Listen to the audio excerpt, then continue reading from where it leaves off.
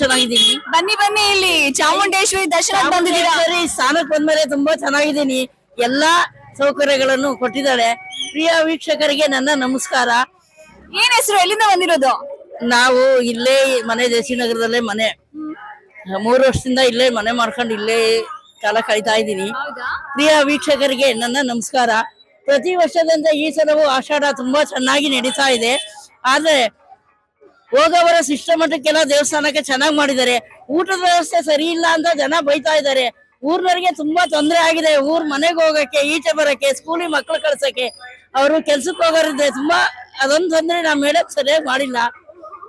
So ವ್ಯವಸ್ಥೆ ಸರಿ ಆಗ್ಬೇಕಾಗಿತ್ತು. ಇನ್ನೂ ವ್ಯವಸ್ಥೆ ಸರಿಯಾಗಬೇಕಾಗಿತ್ತು. ಊಟದ ವ್ಯವಸ್ಥೆನೂ ಸರಿ ಇಲ್ಲ.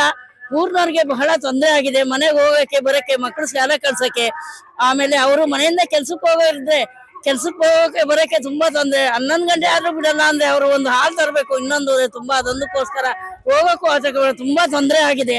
ಮುಂದಿನ ಸತಿ ಈ ಸರಿ ಆಗ್ದಂಗೆ ಮಾಡ್ಬೇಕು ಅಂತ ಕಳಕಳಿ ಪ್ರಾರ್ಥನೆ.